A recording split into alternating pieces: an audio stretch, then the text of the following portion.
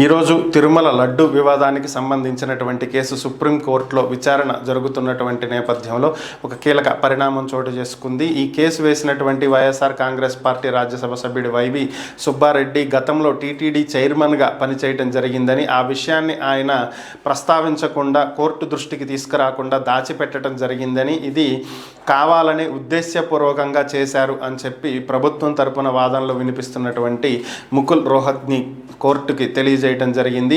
ఈ సందర్భంగా న్యాయమూర్తులు ఈ విషయాన్ని దాచిపెట్టడం అనేది ఖచ్చితంగా తప్పే అని చెప్పి వైవి సుబ్బారెడ్డికి చెందినటువంటి లాయర్ని ప్రస్తావించడం జరిగింది. సో ఆయన ఎందుకు దీన్ని ప్రస్తావించలేదు, తాను గతంలో టీటీడీ చైర్మన్గా వర్క్ చేసినటువంటి విషయాన్ని ఖచ్చితంగా పొందుపరచాల్సిందే అని చెప్పి వారు తెలియజేయడం జరిగింది. ఇక ఇదే అంశాన్ని ఏపీ హోంమంత్రి వంగలపూడి అనిత ప్రస్తావించడం జరిగింది.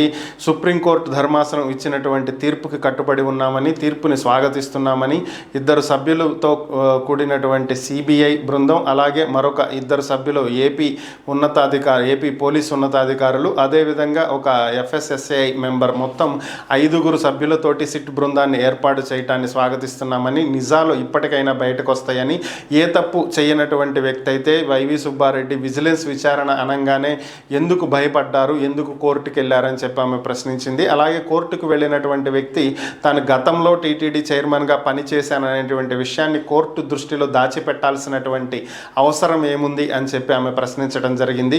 ఈ విచారణలో అసలు నిజాలు బయటకు వస్తాయి అని కూడా ఆమె వ్యాఖ్యానించారు.